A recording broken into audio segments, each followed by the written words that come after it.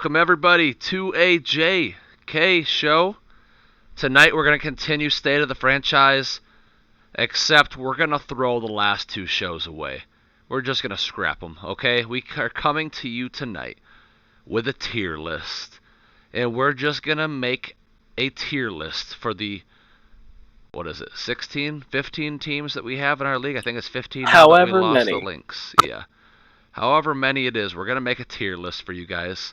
Those of you guys that don't know how this tier list works, S is absolutely perfect. That's the best available tier. And then it works its way down. E is the worst spot. We're going to work from left to right in the pending category and move them up. This is going to be my list. You guys might not agree with me, but this is going to be my list, and I'll give Lion some input here and there. Just happy to be a part of it. You ready to hammer this home? Let's do it. So this is going to be this season, okay? Just season 4. Ooh. Ooh. Ooh. Okay, I had to clear that up. This is just season 4. So we're not going to go off of past. We're not going to go off of future. Just this season. And right now, I'm going to put the Tornadoes in my C tier. What's your initial reaction to that? Well, the way you were teasing the E and the S, both I was like, well, I could not disagree more with either of those. So, yeah, C seems about pretty accurate for the Tornadoes because I, for the life of me, cannot tell what they are. That's if they're exactly. a good team or a bad team. And that's exactly why I put them at the C, because I just don't know. These guys will, one week they'll rock the Bobcats' socks off, then the next week they're going to lose to the Stars. So, I mean, until they find some consistency, I just can't put them above a C, and that's where I'm putting them right now. Yeah, I think that's a fair ranking. Next up, Rattlesnakes.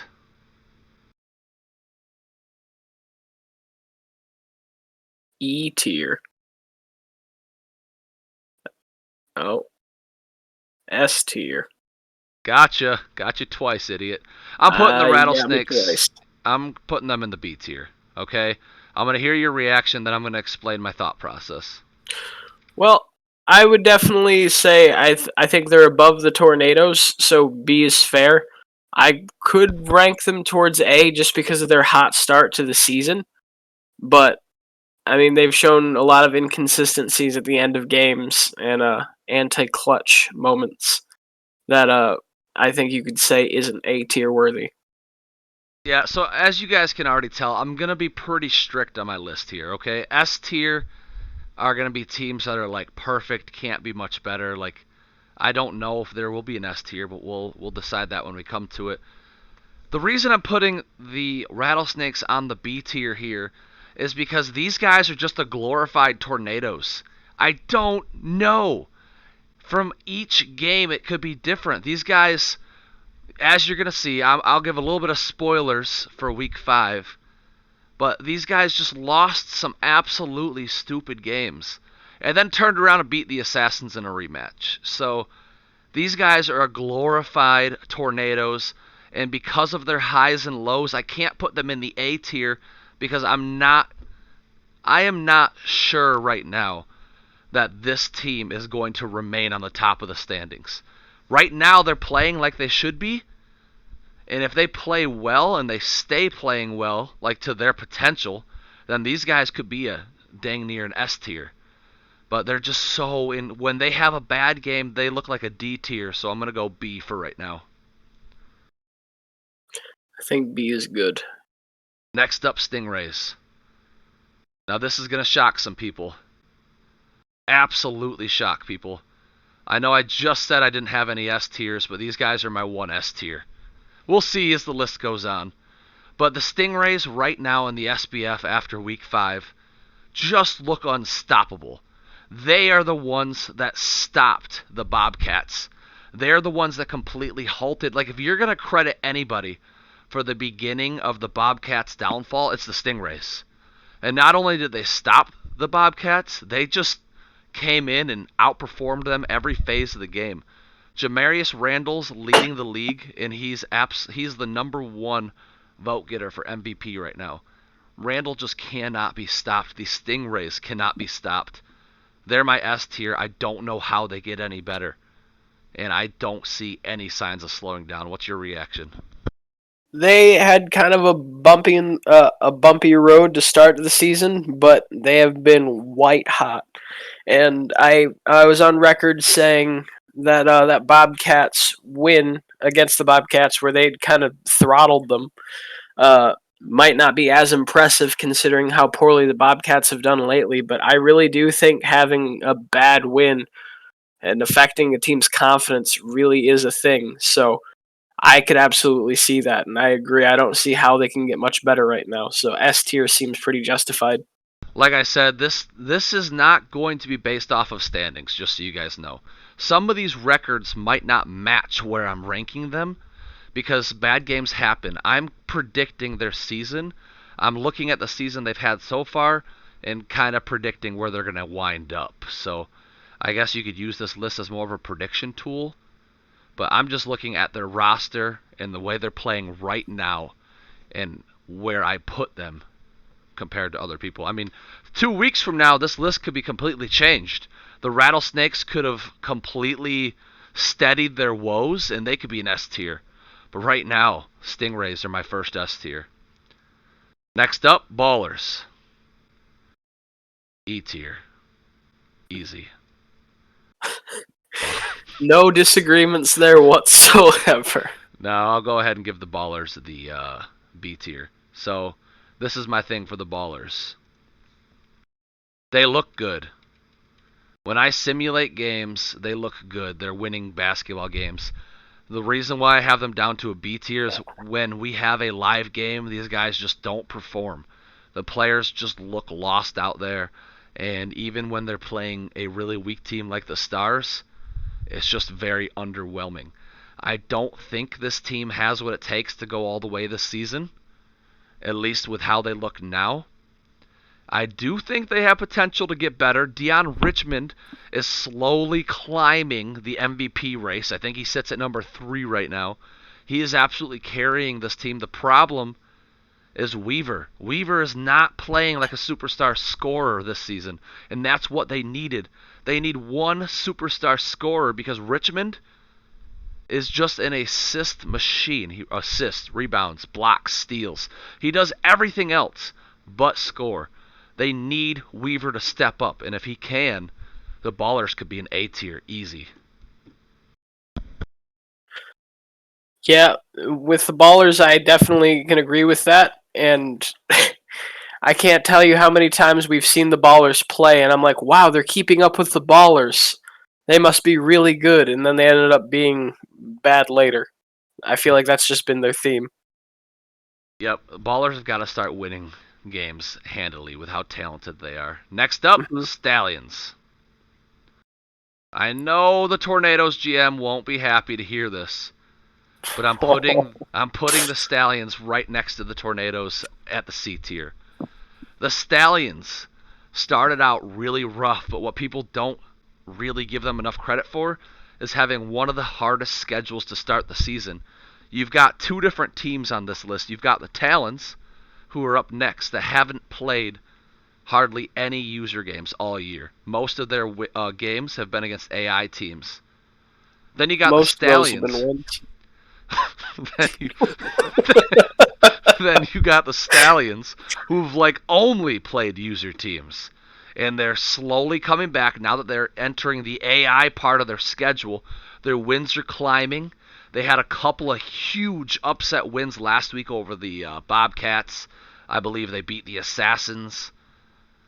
These guys are surging and at the right time. Problem is, I think they're going to top out, and I think they will teeter around a 500 team once they top out. So I'm putting them at C tier right now. With that kind of a surge, I think it's hard to put them any lower than a C. But that's a bit of recency bias, in my opinion, on my part, that I tend to fall for. So I think C is probably about right.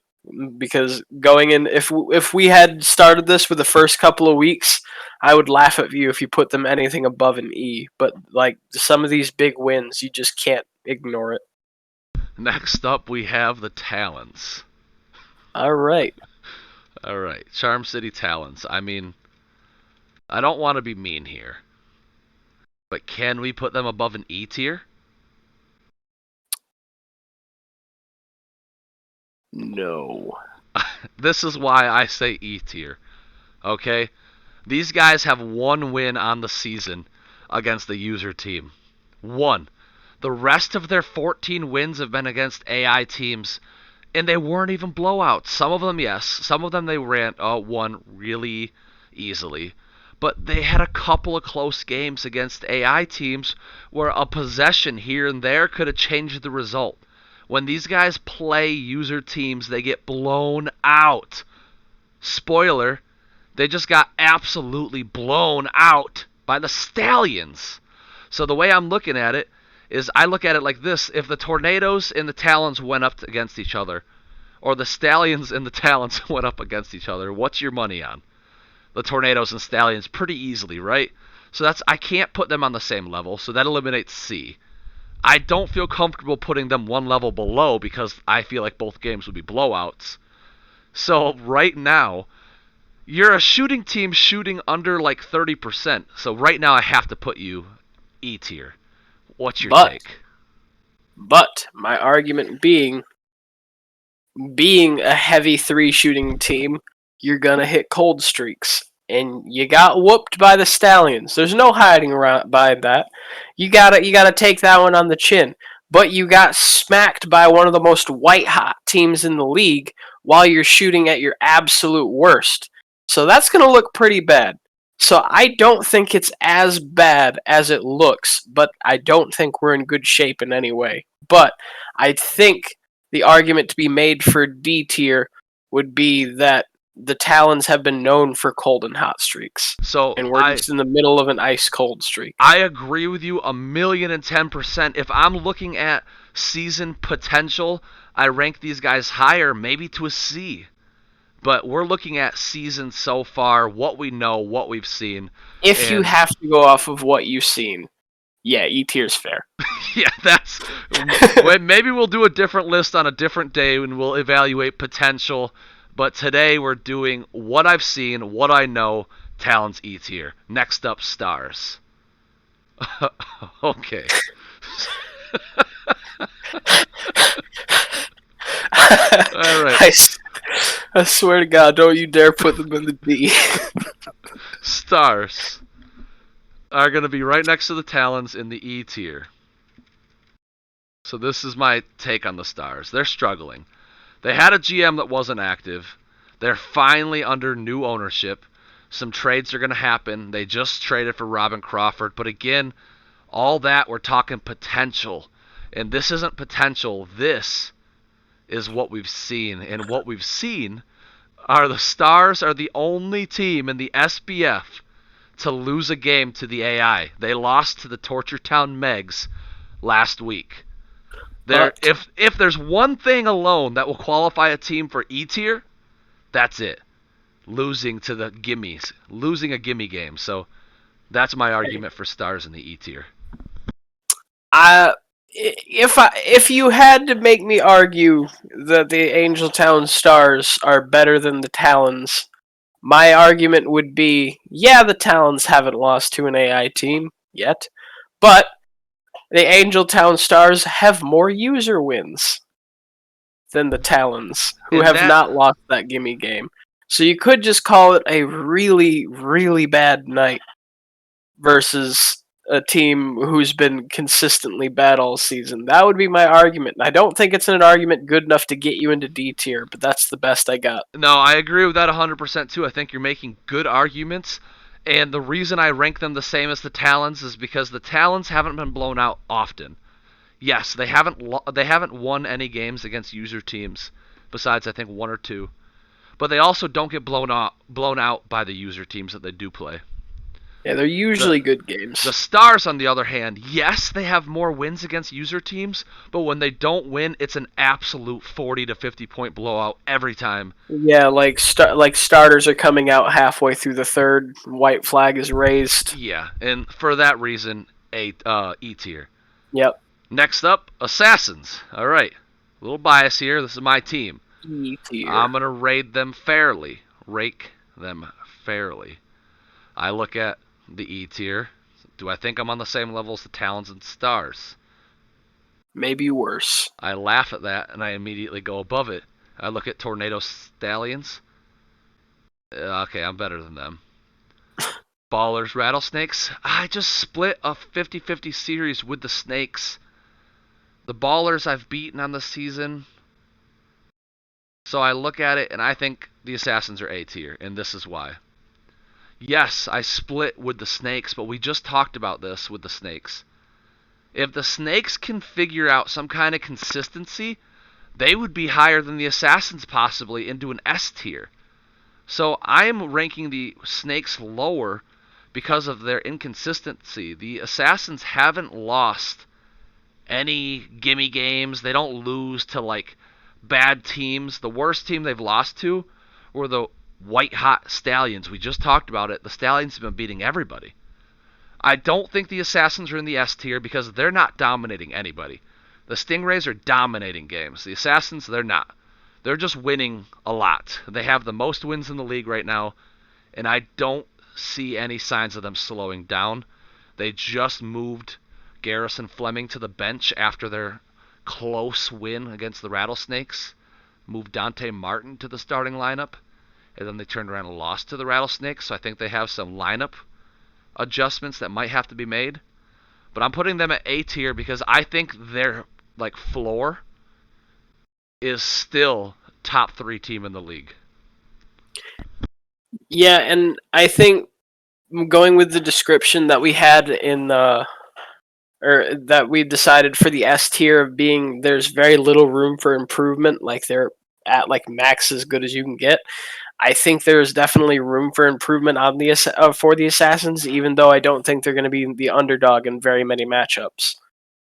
But the matchups that they are, I don't know if they're going to be able to compete with S tier teams Yeah. on a regular basis or in like a 3-game series. All right, we're moving on to the Yetis. Yetis is an easy answer for me. I'm going straight C tier. The reason I say easy answer is because I look at the Yetis and I kind of think they're the same type of team as the Stallions. Like, started out cold, starting to heat up. I think I would put the Stallions at a C plus and the Yetis at a C minus, but they're close enough where I'm going to put them on the same tier, and I'm not going to bring the Yetis down to a D. The Yetis are getting hot ever since they traded for Travis House. They added a good defender and a sniper. That's what they needed.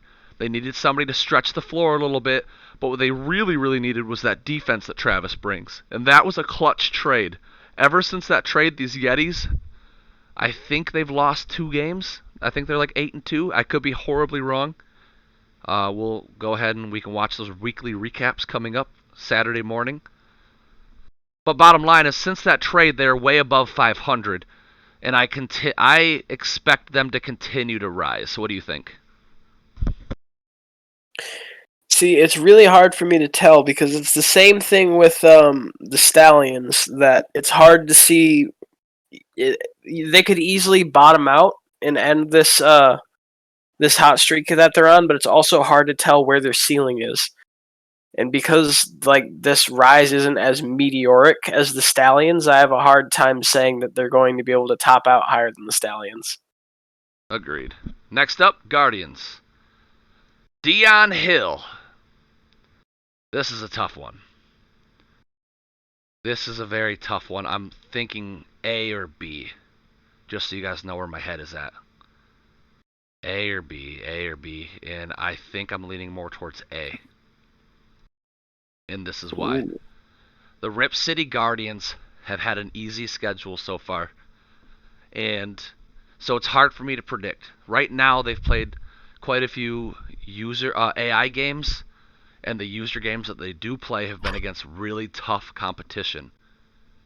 So it's been about 50-50 for user and AI. But the user games, they have a win percentage above 500. So they're doing really good against the user teams, and they're not even playing the bottom of the barrel user teams yet. They haven't played a lot of games against the Talons or the Stars. I will not name the rest of the bottom of the barrel because that'll ruin my list.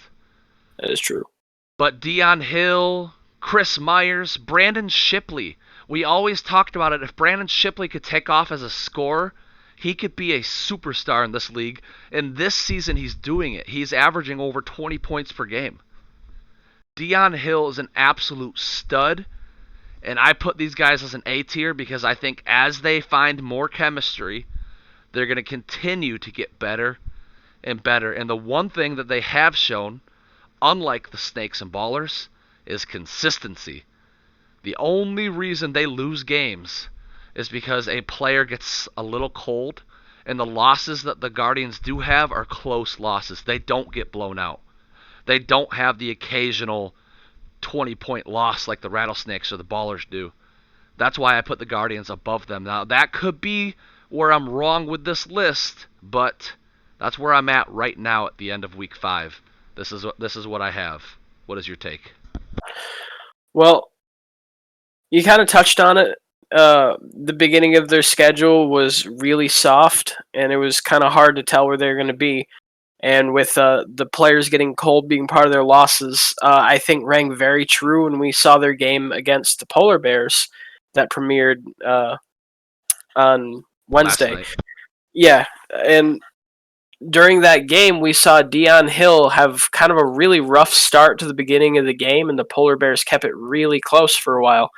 And once Deion got his rhythm, they won. And like that's just been their theme. So I think you've nailed it. And I think A's probably good. I probably would have them as a B plus to A minus, but I'm gonna give them an A minus. Now we're gonna go with the Vixens. This is a lot easier decision for me. Easy A. So Vixens got off to a rocky start with the season. The GM of the Vixens recently rotated Eddie Lyons into the starting lineup.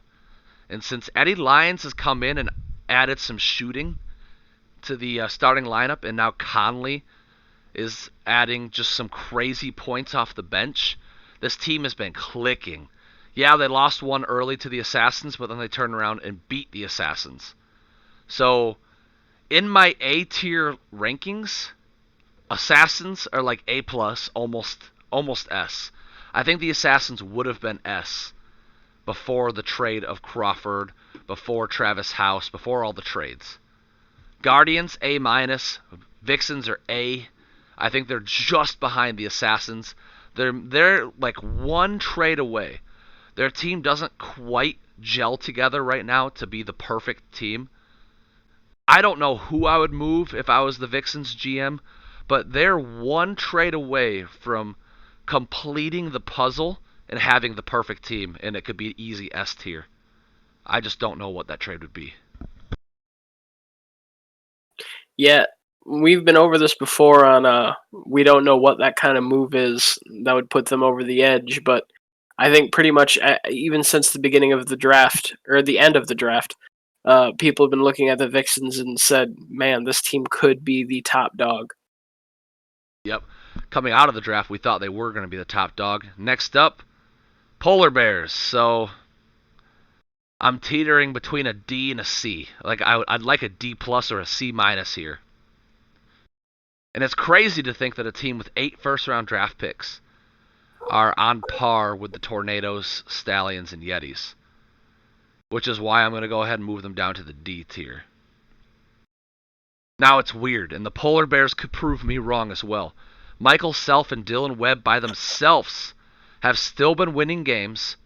They've still been absolutely fun to watch. Like, even though they've traded away everybody, those two by themselves have been dominating games. But the Polar Bears have had a very easy schedule so far this season. A lot of AI games, really cushioning that win total for them. I think we're going to see them start to get exposed later in the season, especially with people fatiguing. They have they have the worst bench in the league, but no one's going to argue that. Even the GM for the Polar Bears won't argue that.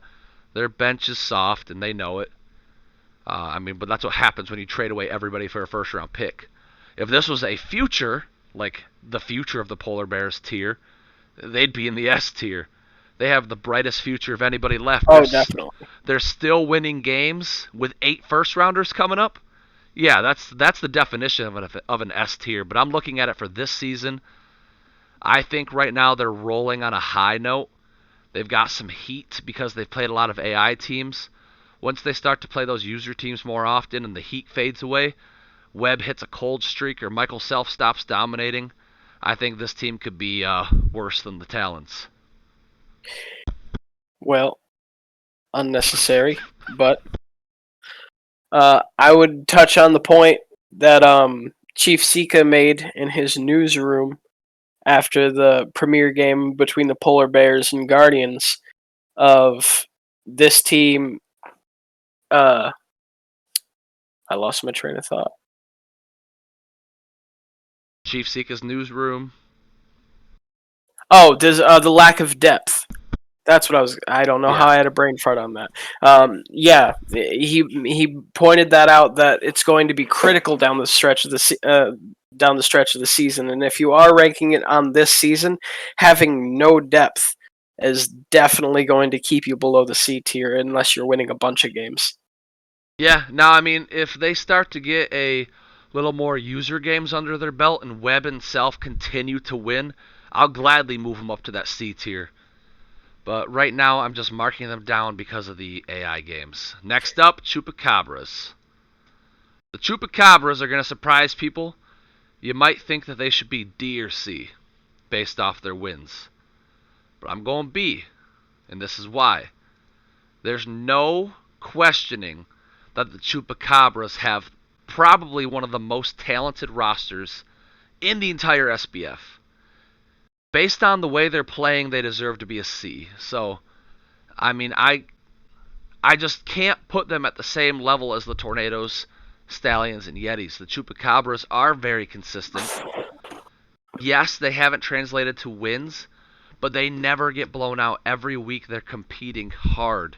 Even when they do get blown out, I mean, I think I've seen it a couple times, but it's mostly because the starters get pulled, and then the score stretches from like a 10-point lead to a 20 in the final minutes. But the Chupacabras are playing good basketball. They're heating up at the right time. I think their record is about to start to skyrocket. They just need to figure out that chemistry struggle. I know the GM is pushing hard to fix it, to right the ship. And it's weird. I have a hard time doing this myself, so I understand any criticism I get for this.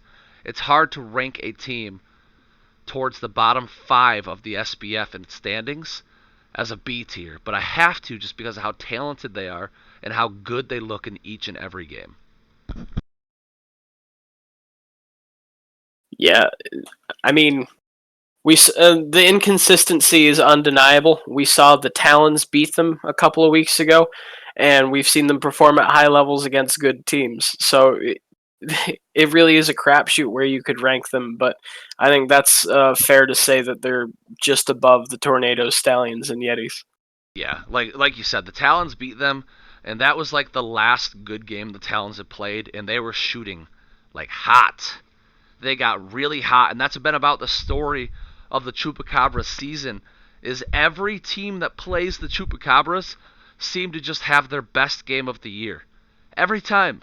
When they played the Polar Bears, Michael Self absolutely dominated. Like, Self's been good all year, but never that good. So I just feel like that's been the story of the Chupacabra season, is kind of getting unlucky, and everyone puts their best performance at them each and every week.